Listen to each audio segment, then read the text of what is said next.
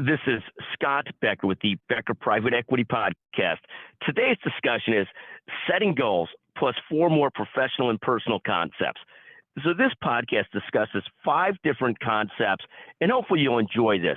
Would love your feedback at any time, or if you're interested in being a guest on the Becker Private Equity Podcast, always feel free to text at 773-766-5322. Thank you very much.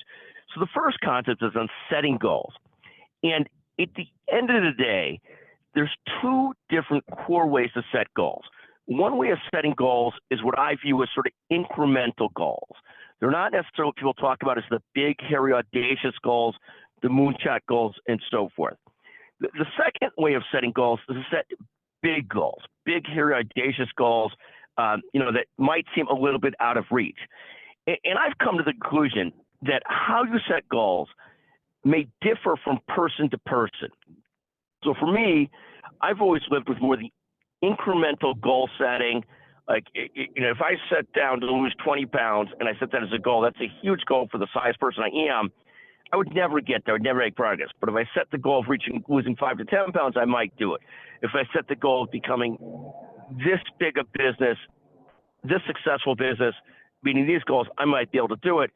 If I set the goals of being $1 billion business, it's probably beyond me or doesn't even factor into it because I couldn't get the regular feedback. Now, for other people, big, hairy, audacious goals, the big goals, the moonshot goals obviously work for them. Elon Musk didn't build a rocket company, didn't build a Tesla, the car company, by setting small incremental goals. He set big goals with big vision. Everybody's different. And I think in setting goals, rather than having an absolute categorical view of what the right kind of goals to set is more to view it in line with what works for you. What's likely to get the best out of yourself and your team and your business? There's a lot of studies on this. A lot of them back up setting goals that are reachable, keep on building confidence in teams. But you can't ignore the people that set these big, crazy goals that end up being crazily successful. So that's the first concept we'll talk about today. The second concept we'll talk about today, and there's a fascinating discussion on this, is early on in life, starting to make physical and mental health a priority. There are so many stories of people that after the grind of their professional career start to turn to making physical and mental health a priority. But the sad truth is, at that point, their body might be in such a position or such a situation, body and mind, that they're not able to enjoy the rest of their life as they should. So early on, trying to figure out a way to make physical and mental health a core part of your being day to day. It doesn't mean you have to run marathons. It doesn't mean you have to be the greatest athlete of all time. I'll never be any of those. I'm trying so hard, and my cap on athletic skill is relatively low. The ceiling is relatively low. But at the end of the day, making physical and mental health a priority early on, it's much harder on your joints, your body, your cardiovascular system, everything else, if you start late to make physical and mental health a priority. So we encourage strongly, make it a priority early. If you've not followed the book by Dr. Peter Attia called Outlive, we recommend it heavily. Just a fascinating book on comparing the ideas of health span versus lifespan. The third concept is one on setting boundaries. And this is a complicated concept. So we want people going after things, trying to be great at things, trying to be fantastic, putting serious effort into their efforts and what they're trying to do. At the same time, if you're one of these people that could never say no to a boss, to a client, to someone else, at some point you're going to burn yourself out. So it's trying to find this right balance of being able to set boundaries. And it's harder in today's technologically connected world. In the old days, and I'm older than most of our listeners, I could put the phone in the car for the night, and it just had my business stuff on it, and the home phone would have my other stuff on it. Now I see people of this new generation going back to a habit I had years ago, which is 2 separate phones. I still do, a personal phone and a business phone, with the concept that they really can try and separate those parts of their lives so not always on their business stuff. And that's just one example of it. But the bigger example would be able to, you can't do it all the time and keep a job, but periodically saying no to assignments, no to clients, no to whatever you need to do to maintain your sanity. And you try over time to build teams so you can handle more stuff and at the same time not have more stress, but that's challenging as well because building teams is stressful as well. The fourth concept is looking at everything as a privilege.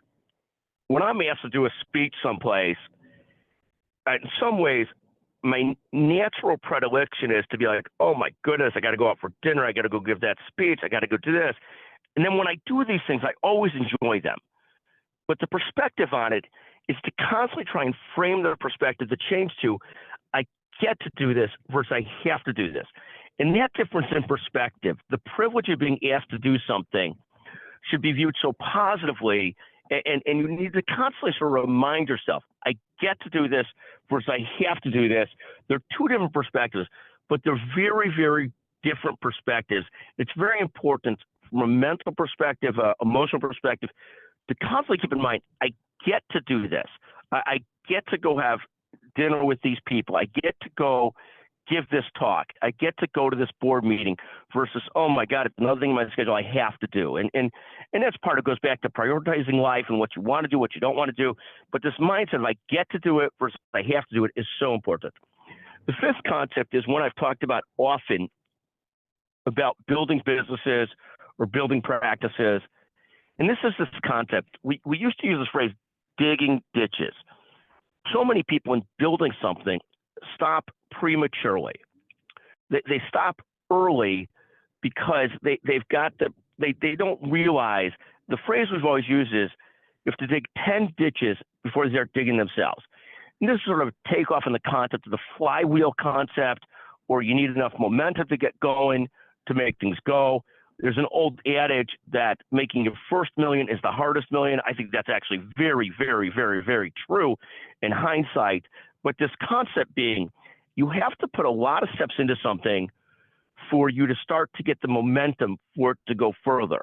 Like you need to dig into a niche and do it deeply until you start to see the rewards of people calling for your help in that niche, or people buying your services in that niche.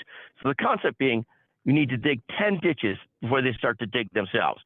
So today's discussion, setting goals, physical and mental health, setting boundaries, I have to versus I get to, and this concept of you better dig a lot of ditches before they start digging themselves. And of course, they're not really to dig themselves. It's an analogy or metaphor for starting to have the momentum for it to start going easier and easier. In any event, I hope you enjoy this. We certainly enjoy getting a chance to visit with you. We're thrilled last week to see the Becker Private Equity Podcast ranked #1 on the Apple Business News channel. We also do a healthcare podcast at Becker's Healthcare. Thank you for joining us today. Always text 773-766-5322 with your opinions. Whether you like this or hate it, we'd love to hear it. Thank you to our producer, Chanel Bunger, as well. Thank you very much.